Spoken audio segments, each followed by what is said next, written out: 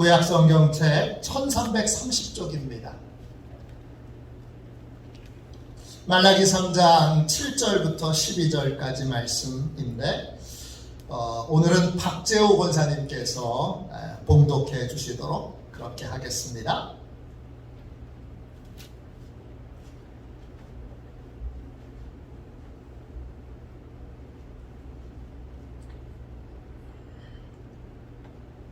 만군의 여호와가 너희 조상들의 날로부터 너희가 나의 규례를 떠나 지키지 아니하였다. 그런즉 내게로 오라. 그리하면 나도 너희에게로 돌아가리라 하였더니 너희가 이르기를 우리가 어떻게 하여야 돌아가리까 하는도다. 사람이 어찌 하나님의 것을 도둑질하겠느냐. 그러나 너희는 나의 것을 도둑질하고도 말하기를 우리가 어떻게 주의 것을 도둑질하였나이까 하는도다. 이는 곧 11조와 봉헌이라. 너희 곧 온 나라가 나의 것을 도둑질하였으므로 너희가 저주를 받았느니라. 만군의 여호와가 이르노라. 너희 온전한 11조를 창고에 들여 나의 집에 양식이 있게 하고 그것으로 나를 시험하여 내가 하늘 문을 열고 너희에게 복을 쌓을 곳이 없도록 붙지 아니하나 보라. 만군의 여호와가 이르노라.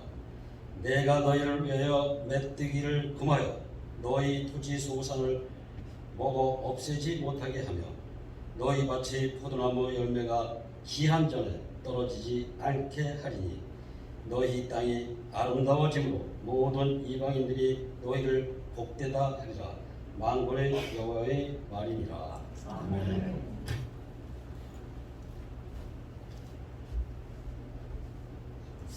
할렐루야.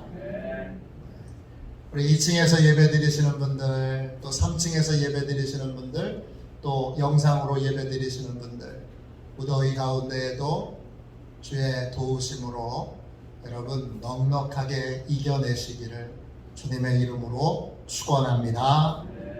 축복의 씨앗, 축복의 씨앗, 이런 제목으로 함께 말씀 나누겠습니다. 11조에 대해서 같이 말씀 나누고 있습니다. 세 번째 시간입니다. 11조란 무엇입니까? 11조란 하나님께서 나의 주인이시고 나의 공급자이시다라는 믿음으로 내 수입의 10%를 하나님께 드리는 것입니다. 11조란 다른 헌금으로 대체될 수 없습니다. 내가 성경헌금을 많이 드리니까, 감사헌금을 많이 드리니까, 주정헌금을 많이 드리니까 11조는 안 드려도 되겠지? 안 됩니다. 11조는 모든 헌금의 첫 출발점입니다.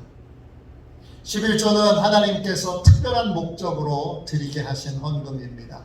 그러니까 쓸 때도 반드시 하나님이 원하시는 뜻대로 사용되어져야 합니다. 그럼 왜 11조를 하나님께 드려야 할까요? 첫 번째, 11조는 하나님의 백성이 마땅히 지켜야 할 하나님의 규례이기 때문입니다. 규례란 중력의 법칙과 같습니다. 중력의 법칙은 높은 것에서 물건을 떨어뜨리면 예외 없이 땅에 떨어지게 됩니다. 믿음이 좋은 사람이든 믿음이 없는 사람이든 상관없이 모든 사람에게 예외 없이 적용되는 것이 바로 중력의 법칙입니다. 중력의 법칙처럼 하나님의 규례도 모든 사람에게 예외 없이 그대로 적용됩니다. 11조는 축복의 규례입니다. 풍성한 하나님의 복을 받으려면 반드시 예외 없이 11조를 드려야 합니다. 왜 11조를 드려야 합니까? 둘째, 하나님께서 거룩하게 구별하신 11조는 성물이기 때문입니다. 11조는 하나님께서 이건 하나님의 것이다 이렇게 구별해 놓으신 성물입니다. 그러므로 11조를 내 마음대로 쓰는 건 하나님께 드려야 되는 걸 나한테 바치는 겁니다. 하나님을 위해 써야 될 것을 날 위해 쓰는 것입니다. 그렇게 되면 하늘문이 닫히고, 하늘문이 닫히면 은혜가 공급되지 않기에 우리는 패배와 무기력과 무능력한 삶을 살 수밖에 없습니다. 그러므로 우리는 하나님의 것을 구별하여 하나님께 드려야 합니다. 왜 11조를 드려야 합니까? 오늘 세 번째 시간입니다. 왜 11조를 드려야 하지요? 11조는 축복의 씨앗이기 때문입니다. 8절 말씀 보세요. 말라기 3장 8절입니다. 사람이 어찌 하나님의 것을 도둑질 하겠느냐? 그러나 너희는 나의 것을 도둑질하고도 말하기를 우리가 어떻게 주의 것을 도둑질하였나이까 하는도다. 이는 곧 11조와 봉헌물이라. 하나님이 11조는 하나님의 것이라고 정해 놓으셨습니다. 그런 다음 11조 드리지 않는 사람을 가리켜서 이렇게 말씀하십니다. 나의 것을 도둑질했다. 여러분, 이 말씀이 이해가 되십니까? 하나님의 인격과 성품에 비춰보면 저는 도무지 이 말씀이 이해가 되지 않습니다. 너무 심한 표현이 아닙니까? 11조 드리지 않았다고, 11조 좀 내가 좀 썼다고, 이렇게까지 심한 표현을 사용해야 합니까? 우리가 믿는 하나님은 어떤 분이십니까? 우리가 믿는 하나님은 우리를 위해 아들까지 아끼지 않고 내어주신 분입니다. 로마서 8장 32절, 자기 아들을 아끼지 아니하시고 우리 모든 사람을 위하여 내주신 이가 어찌 그 아들과 함께 모든 것을 우리에게 주시지 아니하겠느냐. 하나님은 우리를 구원하시기 위해 하나밖에 없는 아들, 독생자를 내어주신 분입니다. 하나님께 아까운 게 없습니다. 아들도 주셨는데요, 하나님은 우리를 위해 어떤 것도 다 주실 수 있는 분입니다. 그런 하나님이 11조 좀 썼다고, 11조 좀 안 드렸다고 우리를 도둑이라고 부르시는 것, 여러분 아무리 생각해도 이해할 수 없는 말씀입니다. 하나님이 이렇게 말씀하신 데에 제가 알지 못하는 다른 이유가 있을 것입니다. 크레그 힐과 또 얼피츠 두 분이 공동으로 쓰신 책, 그리스도인의 재정 원칙, 11조와 재정에 관한 책 가운데 제가 읽어본 책 중에 최고의 책입니다. 이 책에 보면 이 부분에 대한, 도둑질이라고 표현하신 것에 대한 독특한 해석이 나옵니다. 헌물로 하나님의 것을 도둑질하는 것은 하나님이 우리 계좌에 예금된 것을 배가하실 수 있는 기회를 도둑질하는 것이다. 이렇게 해석해 놓았습니다. 즉 하나님께서 도둑질이라고 표현하신 건 11조 자체를 도둑질했다는 뜻이 아니라 하나님께서 우리를 축복하실 수 있는 기회를 도둑질했다는 것입니다. 11조를 드리지 않으므로 하나님이 하늘문을 여시고 우리를 마음껏 축복하실 기회를 도둑질한 것입니다. 11조를 드리지 않는 건 메뚜기 때에서부터 우리의 농작물을 하나님이 보호해 주실 수 있는 기회를 도둑질한 것입니다. 11조를 드리지 않으므로 열매가 기한 내에 떨어지지 않도록 지켜주실 수 있는 기회를 도둑질한 것입니다. 11조를 드리지 않는 것은 하나님께서 우리의 땅을 아름답게 하실 기회를 도둑질한 것입니다. 하나님께서 우리에게 물질을 주실 때에 항상 쓸 것과 심을 것을 함께 주십니다. 고린도후서 9장 10절 11절 말씀입니다. 고린도후서 9장 10절 11절 말씀입니다. 심는 자에게 씨와 먹을 양식을 주시는 이가 너희 심을 것을 주사 풍성하게 하시고 너희 의의 열매를 더하게 하시리니 너희가 모든 일에 넉넉하여 너그럽게 연보를 함은 그들이 우리로 말미암아 하나님께 감사하게 하는 것이라. 하나님이 우리에게 물질을 주실 때 두 가지를 함께 주십니다. 쓸 것과 심을 것을 함께 주십니다. 하나님은 풍성한 복을 그냥 주시지 않습니다. 반드시 심게 하시고 심은 것을 통하여 풍성한 열매를 거두게 하십니다. 그러니까 심는 법을 알지 못하는 사람, 심지 못하는 사람은 하나님의 풍성한 부요의 체계 속으로 들어갈 수 없습니다. 그러므로 우리는 지금 당장 어렵다고 심을 것을 써버리는 그러한 삶을 살지 않도록 조심해야 합니다. 심은 것을 풍성하게 심을수록 하나님이 풍성한 열매를 거두게 하십니다. 농사를 지어본 분들은 다 아시지 않습니까? 많이 심으면 많이 거둡니다. 그런데 가을이 됐다고, 추수의 계절이 됐다고 심은 것이 하나도 없는데 풍성하게 거둘 수 있느냐? 아닙니다. 아무리 가을이 되어도 심은 것이 없으면 아무것도 거둘 수 없습니다. 도시에 살던 어떤 분이 희뿌연 하늘과 자동차 소음과 자동차 매연에 진절머리가 났습니다. 그래서 도시의 아파트를 팔고 시골에 농장이 딸려있는 집을 사서 이사를 했습니다. 매일 아침마다 상쾌한 공기를 마시면서 이분이 이렇게 말합니다. 그래, 이게 사는 거지. 어느 날 누군가 집 문을 두드립니다. 내가 보니까 가까이 사는 농부였습니다. 그는 이렇게 인사말을 건넵니다. 안녕하세요. 이사 오셨다는 소식 듣고 인사차 들렸습니다. 농부는 쿵 소리와 함께 어깨에 메고 있던 낡은 가죽 부대를, 낡은 부대자루를 내려놓습니다. 그러면서 그 농부가 머리를 그쩍그쩍 빼면서 말합니다. 아유, 마땅히 드릴 게 없어서, 마땅히 드릴 것도 없고 해서, 그러면서 그걸 선물로 줍니다. 농부는 이 말을 남기고 집으로 돌아갑니다. 도시에서 오신 분이 그 자루에 도대체 뭐가 들었나 열어봤더니 깡마른 옥수수 그리고 밀이 들어있습니다.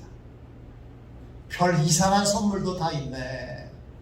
그리고는 도시에서 오신 분은 그 농부가 준 걸 창고 구석에다가 처박아 놨다가 닭 모이로 추게 됩니다.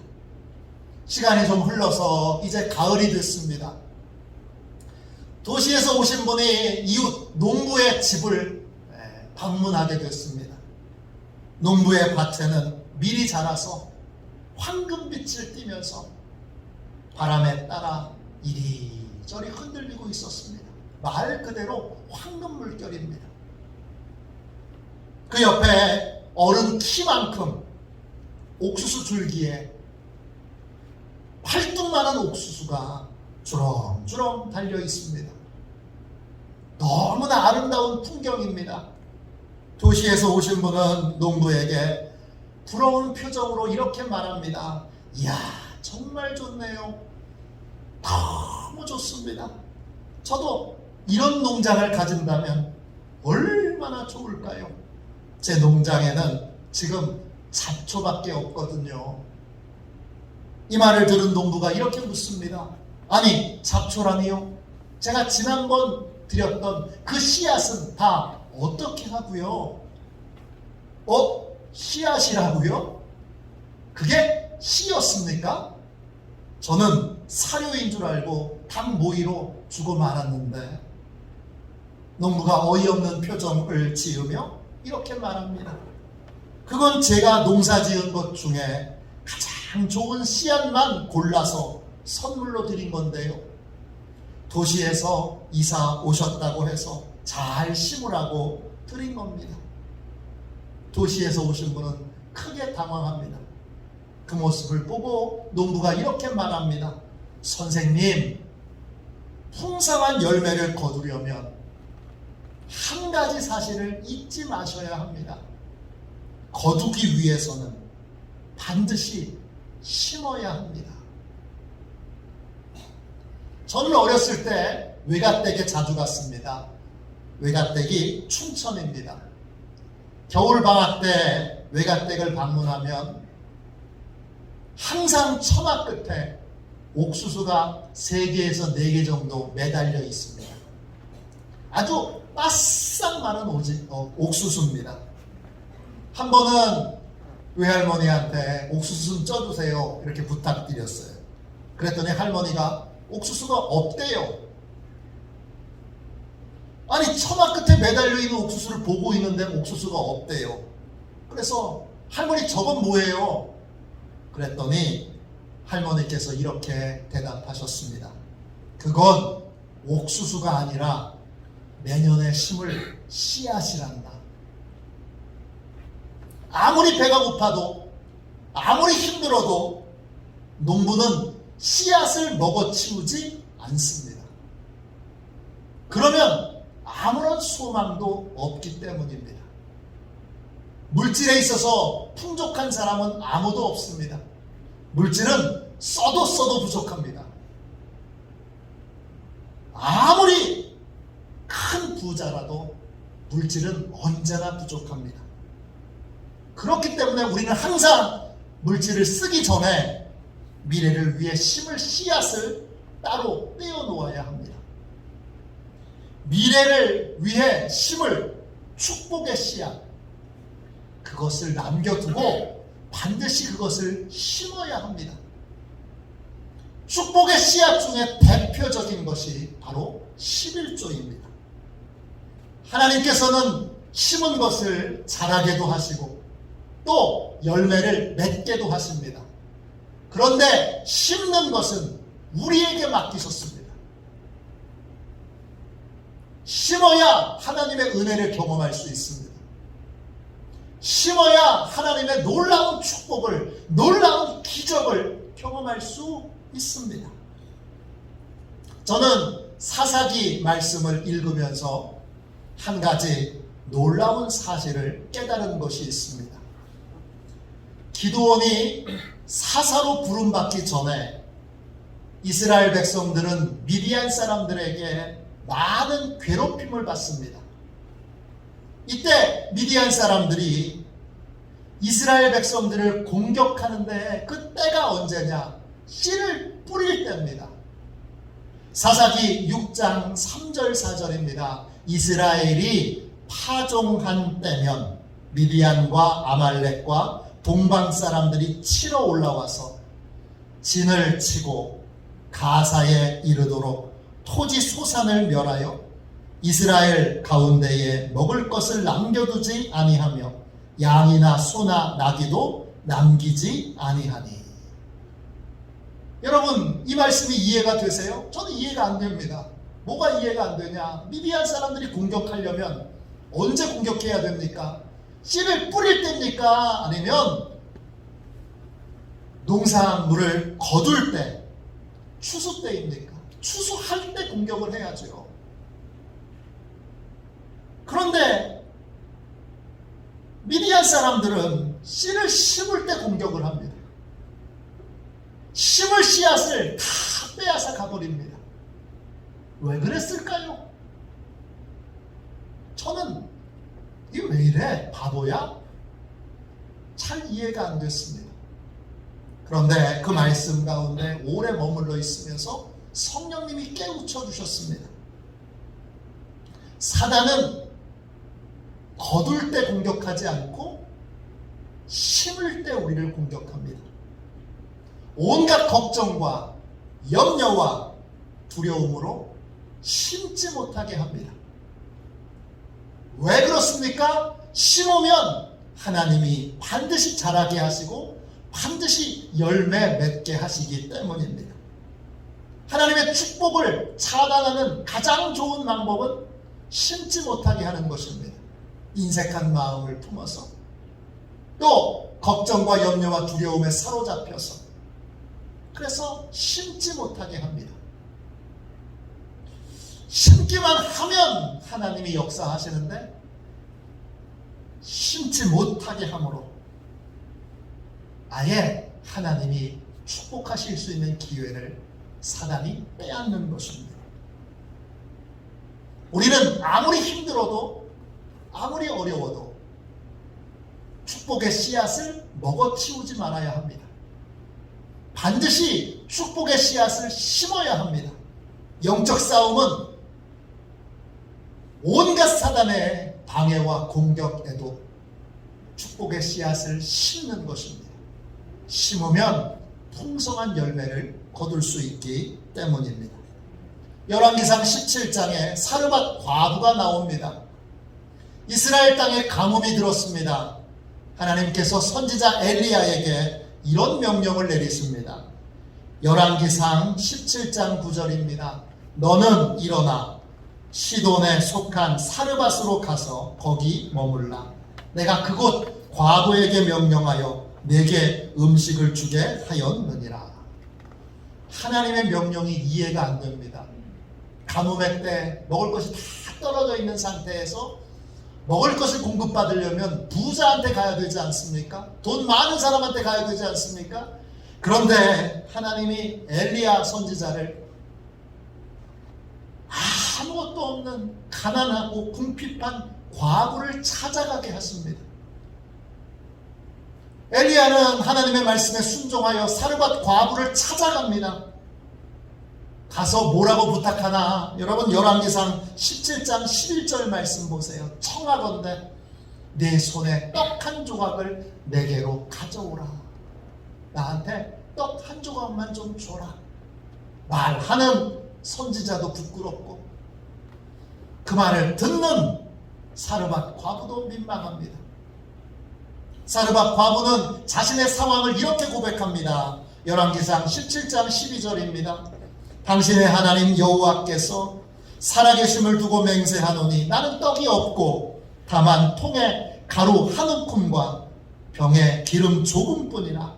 내가 나뭇가지 둘을 지워다가 나와 내 아들을 위하여 음식을 만들어 먹고 그 후에는 죽으리라. 지금 사르밧 과부의 재정 상태가 어떻습니까? 밀가루 한 움큼, 한 컵도 아니고 한 바구니도 아니고 한 움큼, 그 얼마나 되겠습니까? 그리고 기름이 바닥에 쫙 깔려있는 마지막 기름 몇 방울, 그게 전부입니다. 가뭄의 때 얼마나 절망적이었는지 마지막으로 그 밀가루 한 움큼으로 음식을 만들어 먹고 이제 아들과 동반 자살을 할 계획입니다. 이 말을 들은 엘리야가 이렇게 말합니다. 13절 14절 보십시오.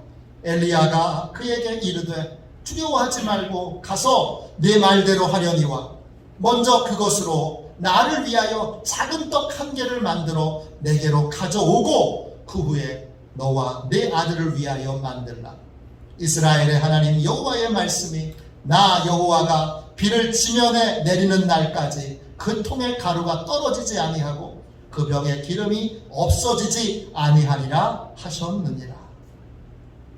왜 하나님이 엘리야 선지자를 그 절대적인 빈곤 상태에 있는 사렙다 과부에게 보내셔서 떡 한 조각을 얻어먹게 하셨을까요? 왜 엘리야 선지자가 그런 민망한 부탁을 했어야만 하나요?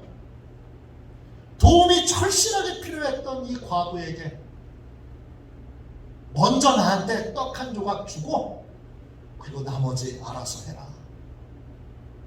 왜 그렇게 말하게 하셨을까요? 과부도 아무리 없어 또 아무리 없는 과부도 풍성한 은혜의 세계 안으로 들어가려면 반드시 심어야 하기 때문입니다. 아무리 어려운 처지에 놓여 있는 과부라도 심어야 풍성한 하나님의 은혜를 경험할 수 있기 때문입니다. 사렙다 과부는 어떻게 했습니까? 사렙다 과부는 선지자의 말씀대로 했습니다. 한 번만 심은 게 아닙니다. 가뭄의 때 내내 엘리야 선지자의 식사를 계속 섬겼던 사람이 이 사렙다 과부입니다. 계속 가뭄이 끝날 때까지 심고 또 심고 또 심었습니다. 어떻게 심었죠? 어떻게 심을 수 있었죠? 하나님이 통에 밀가루가 떨어지지 않도록 계속 부어주셨습니다. 기름통에 기름이 마르지 않도록 하나님이 계속 기름을 부어주셨습니다. 그래서 가뭄이 끝날 때까지 사렙다 과부는 열심히 심음으로 하나님의 기적적인 공급을 경험할 수 있었습니다. 한국 전쟁 때의 일입니다.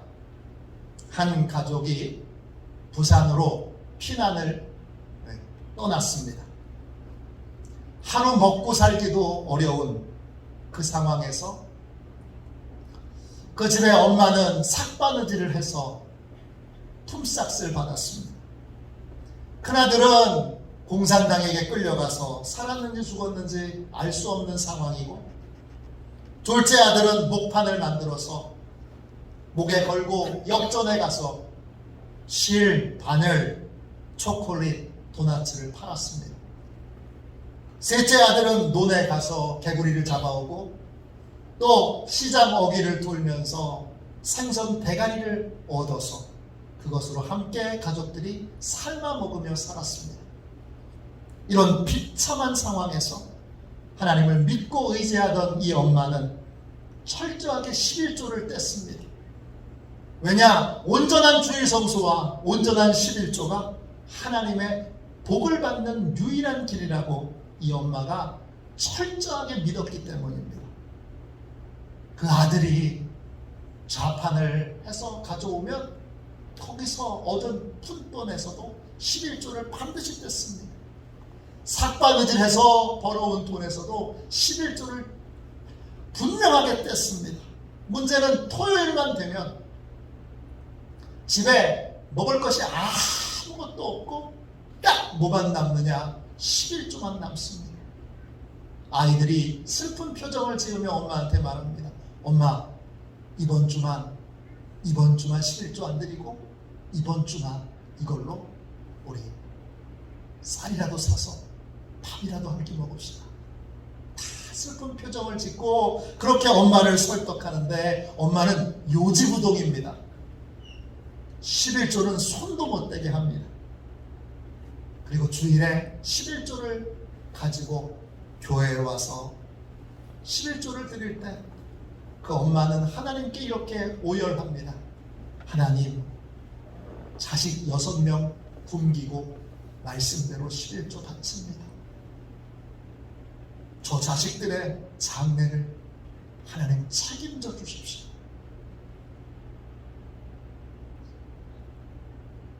당시 이 가정의 11조는 남아있는 돈의 전부입니다.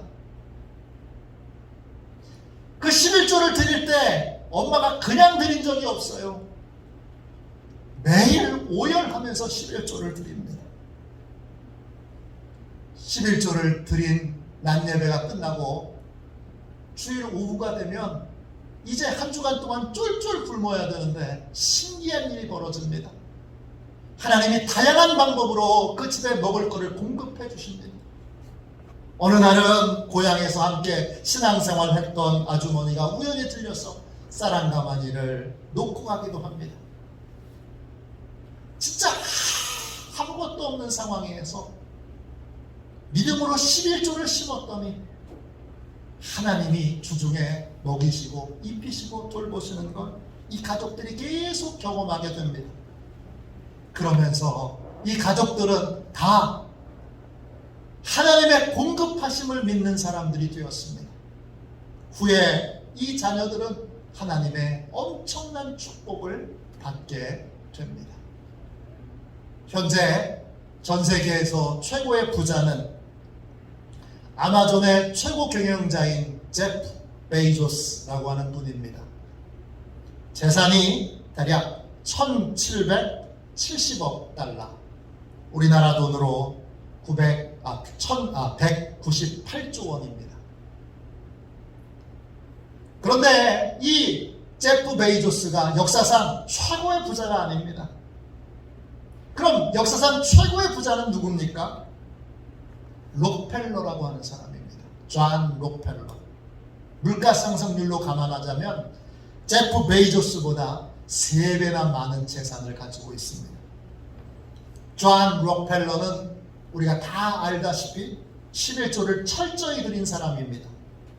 그에게 11조를 어떻게 드리게 됐는지를 사람들이 물었습니다. 그러자 그가 이렇게 대답합니다. 제가 처음으로 일을 해서 번 돈은 1달러 50센트였습니다. 저는 일주일 동안 일을 했고 받은 돈을 어머니께 드렸습니다. 어머니는 그 돈을 앞치마에 감싸면서 제 눈을 바라보며 이렇게 말씀하셨습니다. 얘야, 내가 주님께 11조, 그러니까 15센트를 드린다면 나는 내가 아주 자랑스러울 게다. 록펠러는 말을 이어갑니다. 저는 그날 처음으로 11조를 하나님께 드렸고 그 후 지금까지 빠짐없이 11조를 드렸습니다. 그 1달러 50센트의 11조를 드리지 않았다면 저는 처음으로 100만 달러를 벌었을 때도 11조를 드리지 못했을 겁니다. 어떤 분은 말합니다. 형편이 좋아지면 11조 그때 드리지. 물질은 많으면 많을수록 11조 드리기가 어렵습니다. 처음부터 적은 금액으로 하나님의 몫을 구별하여 떼어놓는 훈련을 해야 나중에 큰 돈을 벌어도 11조를 드릴 수 있습니다. 나중이 아니라 어려운 지금부터, 궁핍한 지금부터 11조를 드려야 합니다. 그래야 11조 드리는 삶을 살 수 있습니다. 저는 서양 선교사님들이 자녀들에게 11조 훈련을 시키는 것을 직접 목격한 적이 꽤 많이 있습니다. 서양 선교사님들이 11조 주머니를 아이가 태어나면서 선물로 줍니다. 그러면 아이가 용돈을 받거나 아르바이트를 해서 적은 돈이라도 갖고 오면 반드시 그 돈에서 11조를 떼서 먼저 그 11조 주머니에 넣게 합니다.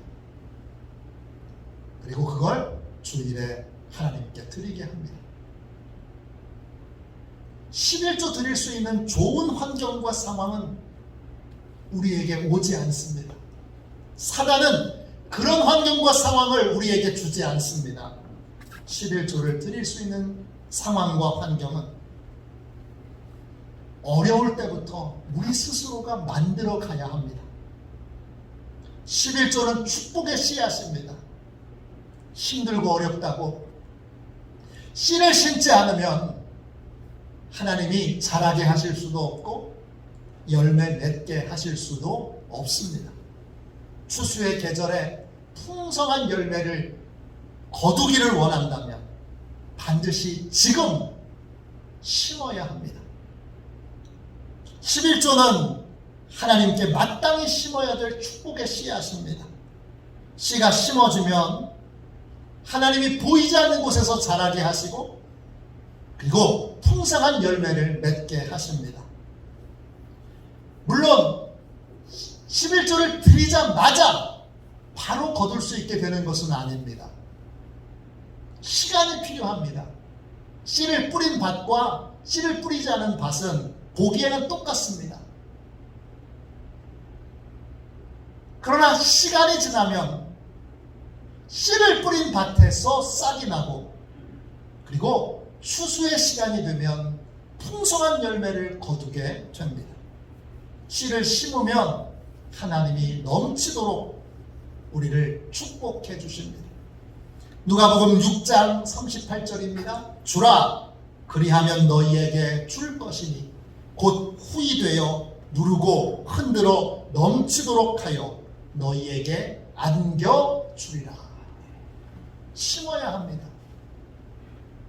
그러면 하나님이 후이 되어 누르고 흔들어 넘치도록 우리에게 안겨주십니다.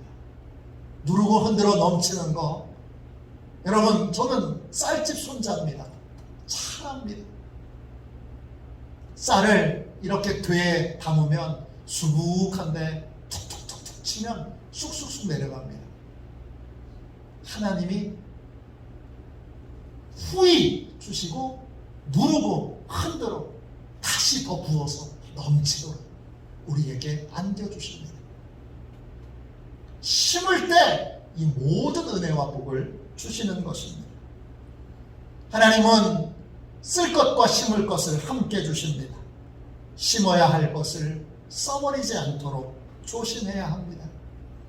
우리는 11조를 드리지 않으므로 하나님께서 나를 축복하실 수 있는 기회를 도둑질하지 말아야 합니다. 하나님은 우리에게 풍성한 복과 은혜를 주시기를 원하십니다. 그래서 11조를 드리도록 명령하신 것입니다. 11조는 반드시 심어야 될 축복의 씨앗이기 때문입니다. 저와 여러분, 이 영적 싸움에서 사단은 끊임없이 심지 못하게 하는 여러 이유와 여러 핑계로 심지 못하게 하는 이 상황에서 심어야 합니다. 심어야 거둘 수 있기 때문입니다. 심어야 하나님의 기적을 체험할 수 있기 때문입니다. 심느냐 심지 못하느냐, 이 싸움에서, 이 영적 싸움에서 심는 승리의 삶을 사시는 저와 여러분이 되시기를 주님의 이름으로 축원합니다. 우리 찬송가 496장 우리 1절만 2번 반복하여 찬양하고 우리 하나님 앞에 함께 우리 기도하겠습니다. 하나님, 영적 싸움에서 승리해서 11조를 심게 해주십시오. 연보를 심게 해주십시오. 하나님께 드려야 될 봉헌물을 심게 해주십시오. 심는 승리의 삶을 살도록 우리 함께 통성으로 기도하도록 하겠습니다. 오늘 기도하고 유철현 목사님께서 오늘은 축도해 주시도록 하겠습니다. 496장입니다.